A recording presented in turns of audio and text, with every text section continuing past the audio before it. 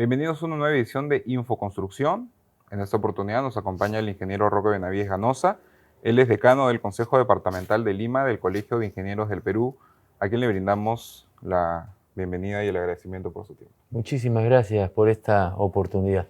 Empecemos por un tema que consideramos que es trascendental, que es el hoy por hoy del cobre.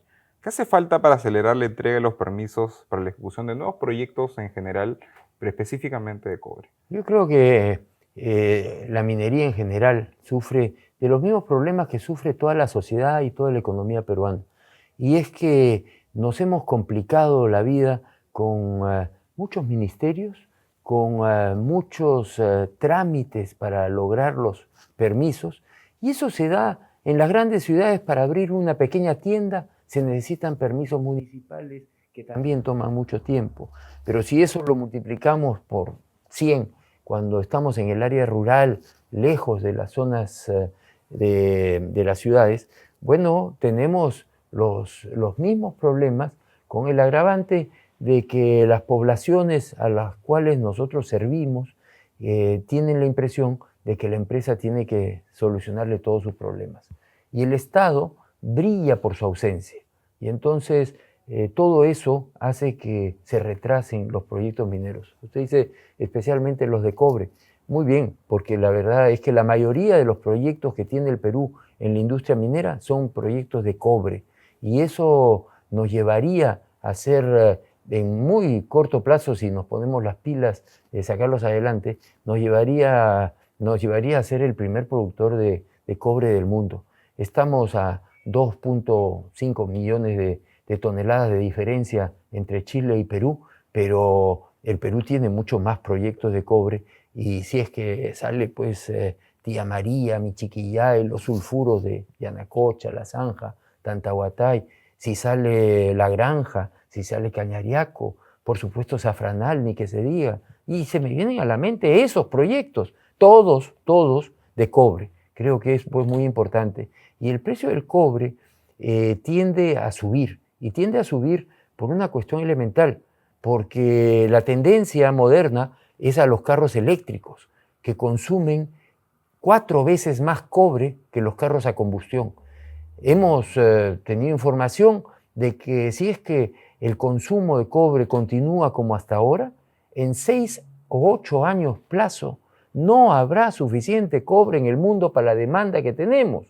Y eso, por supuesto, tendrá una implicancia en los precios del metal. Así que es una oportunidad que se le presenta al Perú, tener la mayor cantidad de proyectos de cobre, tener una demanda muy potente de cobre, y que no va a haber suficiente cobre en el mundo. Me parece que suena a la situación ideal para nuestro país. Y dicho esto, en materia de exploración, ¿cómo nos encontramos? No se han descubierto grandes yacimientos últimamente, pero con lo que se ha explorado a lo largo de todos estos años, tenemos una serie de proyectos muy bien identificados.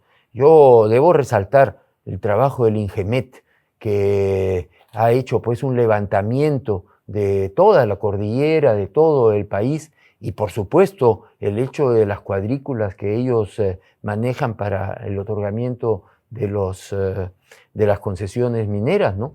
Así que yo creo que las exploraciones han avanzado, podrían haber avanzado más rápido. En un país donde todos los yacimientos que se conocen tienen afloramiento en superficie, vale decir, en horizontal, en el Perú todavía no hay un solo yacimiento que se haya descubierto o esté en operación en profundidad y que no tenga afloramiento en superficie. Nadie me puede convencer a mí que si es que hay yacimientos en horizontal, no habrán yacimientos profundos, como se han encontrado en otras partes del mundo. Y en eso la tecnología del satelital, la tecnología de la geofísica, las tecnologías en general contribuyen muchísimo a poder descubrir esos yacimientos. Los drones también contribuyen a eso. No quería dejar pasar lo que se proyecta, el inicio de construcción de Tía María. ¿Qué tan beneficioso va a ser para la región Arequipa y específicamente sobre el agua? ¿Usted considera que se debería promover un reservorio más bien a lo alto del Valle del Tambo? El proyecto de Tía María va a ser un punto de quiebre en esta trabazón que hemos tenido en el Perú. Hay que sacar uno por uno. Los niños comienzan con el primer paso y en ese sentido hay que comenzar con este proyecto que al parecer, por lo que yo le he escuchado a la gente de SAUD en Perú, tienen todos los equipos listos para movilizarse y por lo tanto debería ser el más rápido. Claro, mucho se ha discutido con la zona del río Tambo, con Cocachacra específicamente, sobre el tema del agua. Aquellos que dicen agua sí, mina no, la verdad es que demuestran mucha ignorancia. Agua sí, mina también. Eso es lo que necesitamos promover. Cuando uno analiza la cuenca del río Tambo, es una cuenca muy amplia, donde hay una serie de lugares donde se pueden construir reservorios. Hay algunos que mencionan el reservorio de Paltiture, que está en el límite entre Puno y Moquegua, que es donde nace el río Tambo. Y esa podría ser una alternativa, pero hay otros tantos. Podrían ser algo más pequeños. Lo que es concreto es que en el Valle del Tambo, como en todos los valles de la costa del Perú, el 85% del agua de lluvia de todos los años se va al mar. 85%. Blanco, migado y en taza, como dice el dicho. Se cae de maduro hacer reservorios de tal manera de mantener esas aguas dulces en la cordillera y regular las aguas y que los agricultores tengan más agua durante más meses del año. Eso contribuiría enormemente. Lejos de agua sí, mina no, debería ser agua sí, mina también, agricultura, ganadería, poblados, todos también. Creo que eso es fundamental. Es decir, si en el Perú no podemos hacer obras de infraestructura, estamos acá en el local del Colegio de Ingenieros. Los ingenieros decimos que somos constructores del Perú, reza el himno del Colegio de Ingenieros. Bueno, a mí me toca, eso sí, decir que podemos construir reservorios, podemos almacenar agua en las zonas altoandinas, podemos contribuir a que haya más agua para la agricultura, para la ganadería, con cuidado del medio ambiente, con desarrollo social. Eso es lo que necesitamos hacer. ¿Usted cree que el tema de la formalización se ha alejado de ser una política del Estado? Los grandes problemas que tenemos en el Perú, si es que los puedo identificar, seguramente tenemos otros. Son la corrupción, la informalidad, que usted ha mencionado, el centralismo que nos agobia y la inseguridad ciudadana. Yo creo, enfocándonos en el tema de la informalidad, debería ser una política de Estado. Yo me temo que nos hemos descuidado un poco. Decimos, bueno, la informalidad es la forma de recursearse de la gente más necesitada. Seguro, por supuesto. Por eso es que hemos podido sobrevivir hasta ahora. Sin embargo, tenemos que hacer un esfuerzo por formalizar, porque la informalidad no tiene fiscalización medioambiental. La informalidad no contribuye al fisco. La informalidad está también en el empleo, el deterioro de la calidad del empleo. Al Perú le conviene y a los peruanos nos conviene ser muchos más formales. Si nosotros analizamos que seguramente en el Perú el 30 o 40% de las transacciones financieras se hacen a través del sistema bancario y el 60 o 70% en cash. Bueno, y comparamos con un país como Suecia, donde el 98% de las transacciones se realizan ya sea con tarjeta de crédito o a través del sistema financiero, tenemos pues un camino para mejorar. No estamos comparándonos con países inferiores a nosotros en términos de desarrollo económico. Comparémonos con los grandes países del mundo, Singapur, Corea del Sur, esos países que han sido tan exitosos, la China y el Perú tiene que buscar el equilibrio entre el desarrollo económico, la formalización y, por supuesto, un país democrático, ¿no? ¿Cuál es su opinión sobre la recurrencia, sobre la frecuencia de recurrir a estos contratos bajo el esquema de gobierno a gobierno? Enfoquémonos en la carretera central. El Corredor Verde ha sido pues asignado a Francia. Conocemos que desde el Colegio de Ingenieros tienen una opinión discordante. ¿Qué propone? Nosotros nos hemos pronunciado en contra de excedernos en esto de los contratos de gobierno a gobierno. En el caso de los panamericanos fue perfectamente razonable porque no se había hecho nada en el desarrollo de la infraestructura que se necesitaba para los Juegos Panamericanos del 2019, que nos lleva a la reflexión si la ley de contratación del Estado es lo más eficiente posible. Ahora, después de ese éxito se dice, bueno, hagamos todo gobierno a gobierno, pero no necesariamente es así.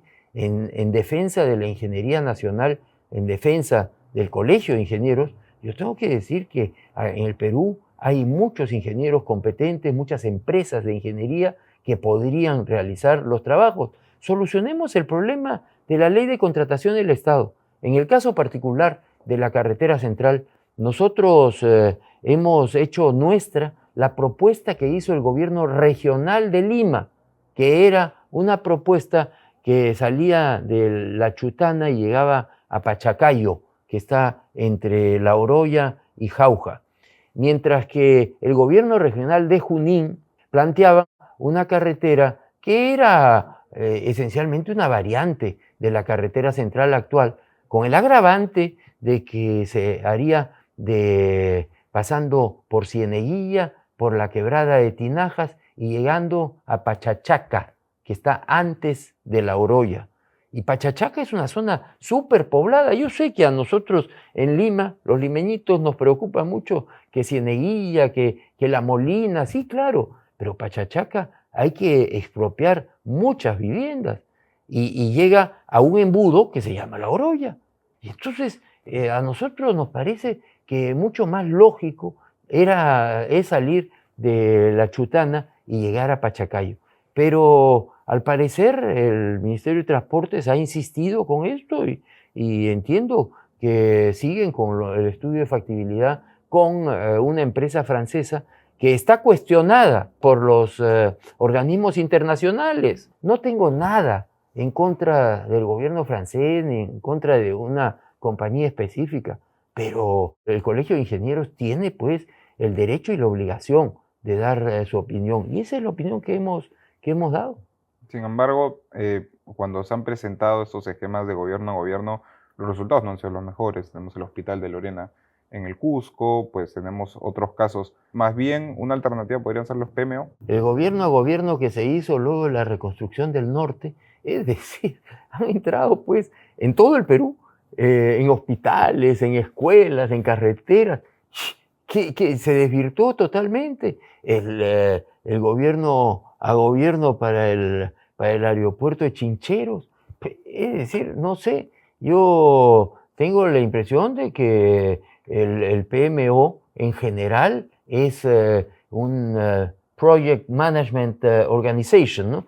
Me parece que así debe ser, que se contrata a alguien que maneje el proyecto, los famosos EPCM, ¿no? Que tiene que ver con la construcción, con la compra y el desarrollo de los proyectos, ¿no? Eso se conoce de mucho tiempo. Yo creo que hay empresas de ingeniería y en el negado caso que no las hubieran todo lo que se necesita, hay que promover la ingeniería. ¿Hasta cuándo vamos a depender de distintos gobiernos? Yo sí creo en defensa de la ingeniería que tenemos que buscar esas alternativas. Seguir promoviendo las obras por impuestos, las asociaciones público-privadas. Bueno, las obras por impuestos son pues de empresas que quieren hacerlo y que ha sido muy exitoso, ¿eh? Las empresas mineras especialmente lo han hecho en muchos casos. Las asociaciones público-privadas, creo que hay que buscar que haya pues un gerente del proyecto que le otorgue eficiencia y capacidad de gestión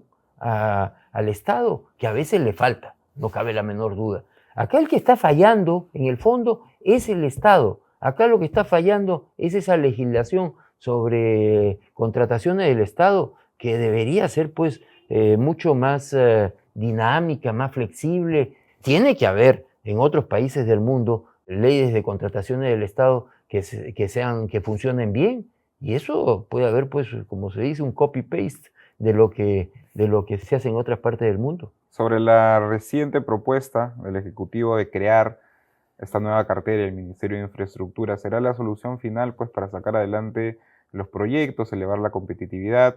Tenemos Majesiguas, Chavimochic, Safranal, Galeno y otros tantos que pues, se necesita sacar adelante. Hay pues muchos proyectos de irrigación que se pueden sacar adelante.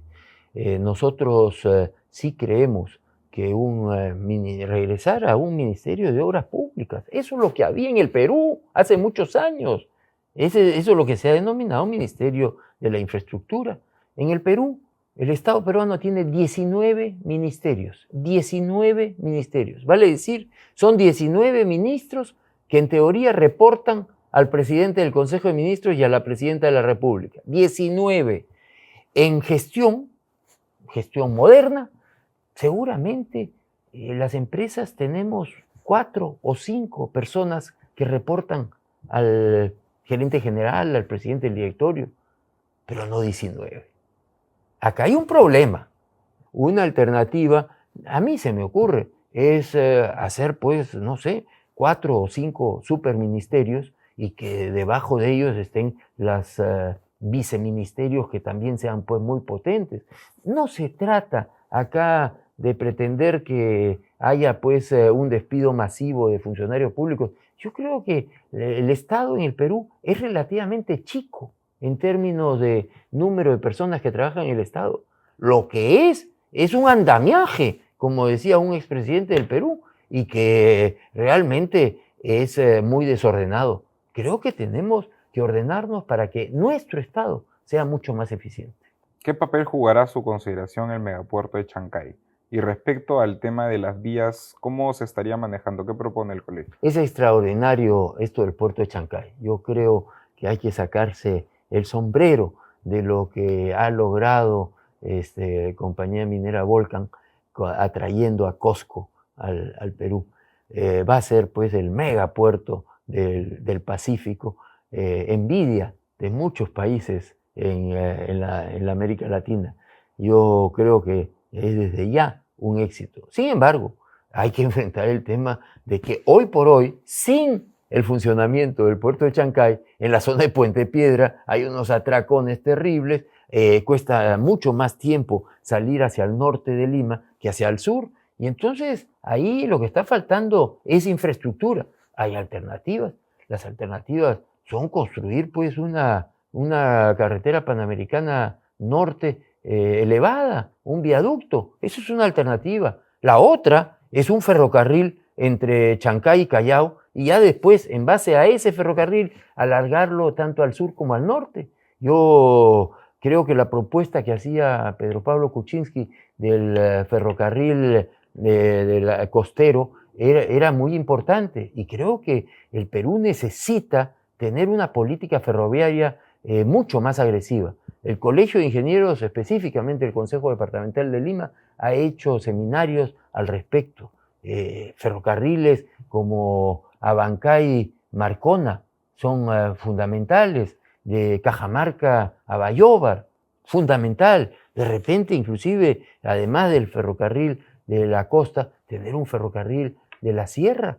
Yo soy un convencido que lo que diferencia a los países desarrollados de los subdesarrollados es la cantidad de infraestructura que tenemos. Y si analizamos bien, los países más desarrollados son los que tienen mejores vías ferroviarias. Y eso es lo que creo que el Perú debería hacer. Yendo un poquito a la historia, ¿hasta cuándo se construyeron ferrocarriles? Hasta la década de 1870, en la época del presidente Balta. 1870. Desde esa época no se construyen ferrocarriles en el Perú. Eso es una cosa inconcebible. El ferrocarril del sur, el ferrocarril central, todos esos fueron construidos en esa época. Hace 150 años que no se construye un ferrocarril en el Perú. Claro, algunos me dirán la línea 1, la línea 2, la línea 3 del metro, y todavía no se termina. Y Lima ya tiene más de 10 millones de habitantes. Creo que tenemos que ponernos las pilas. Esta estancia en el Colegio de Ingenieros me ha hecho reflexionar mucho sobre la ingeniería, y creo que la contribución que tienen que hacer los gremios profesionales como el Colegio de Ingenieros es hacer propuestas. Menos protestas y más propuestas. Eso es lo que necesitamos hacer. Así es. Ingeniero, terminemos con un tema que estoy seguro tiene una opinión discordante. Se promueve la exploración de hidrocarburos en nuestro país. ¿Qué está pasando con Petroperú? ¿Qué está pasando con la refinería de Talara? Bueno, hemos sido muy críticos con Petroperú. Por supuesto que hemos sido muy críticos. Lo que es concreto es que tenemos una refinería para procesar 95.000 barriles diarios y el Perú produce 35.000 barriles diarios 100%, porque 20.000 de ellos se van en barcazas a Brasil. Hacia la costa solamente vienen 15.000. O sea que hemos construido una refinería de 95.000 barriles diarios para procesar 15.000. No se ha hecho exploración por las razones que fueran, principalmente la permisología. Lo que es concreto es que no debemos de rasgarnos las vestiduras. Hay que ponernos las pilas y explorar. Yo he hablado con la gente de Occidental Petroleum. Ellos tienen identificado un campo frente a Trujillo que se podría perforar rápidamente y que tienen todos los indicios. Yo le pregunté, ¿y cuánto cree que podría generar ese campo? 250.000 barriles diarios. 250.000 barriles. Eso llenaría el Talara. Y por supuesto hay posibilidades de ampliar el gas de Camisea, hay posibilidades de explorar en la zona del Titicaca, hay posibilidades de explorar en la zona de Talara. La exploración es lo fundamental y el Perú tiene un gran potencial. La gente dirá, pero el Perú no, pues, ¿cómo no? Si Ecuador tiene, Colombia tiene, Venezuela tiene, Guyana tiene. Claro, la gente dirá, pero eso está lejísimo. En términos geológicos no es lejísimo, es la misma cuenca. Brasil, que no tenía petróleo, comenzó a explorar en offshore y hoy día tienen petróleo. Lo que es concreto es que los peruanos no solamente tenemos el derecho, sino la obligación de poner en valor nuestros recursos naturales. El petróleo, algunos dicen que no tiene futuro y que el futuro es la energía eólica, la energía solar. Todo eso va a necesitar cobre. Bueno, está muy bien. Esa es la transformación de la red eléctrica de nuestro país, pero con ese mismo criterio pongamos en valor ahorita los hidrocarburos que tenemos, porque en el tiempo dicen que no van a valer. Bueno, pongámoslos en valor. Y yo creo que el Perú tiene mucho potencial para explorar. Hay que convocar a la gente, a las empresas, para que corran el riesgo ellos y que no lo haga pues Perú Petro ni Petro Perú, ¿no? Poner en valor los recursos naturales y pues seguir promoviendo la industria formal. Quiero agradecerle, ingeniero Benavides, por sus valiosas apreciaciones y tiene algunas consideraciones finales para compartir con nuestra audiencia. El círculo virtuoso de la minería, del petróleo, de la puesta en valor de los recursos naturales es la exploración que lleva a descubrimientos, que esos descubrimientos llegan a la construcción. Por si acaso, para mis colegas ingenieros civiles y de todas las ramas de la ingeniería, y de la construcción viene la producción. Ese es el círculo virtuoso. Exploración, descubrimiento, construcción y producción. Y ahí abarca a todas las ingenierías. Yo me he quedado muy sorprendido, parte de mi experiencia acá en el Colegio de Ingenieros, es que todas las especialidades tienen que ver con la industria minera, con la industria petrolera, todas están encadenadas y creo que el Perú tiene que poner en valor a todo ese talento maravilloso que tiene en la ingeniería nacional. Estuvo con nosotros el ingeniero Roque Benavides Ganosa, él es decano del Consejo Departamental de Lima, del Colegio de Ingenieros del Perú, en una nueva edición de Infoconstrucción.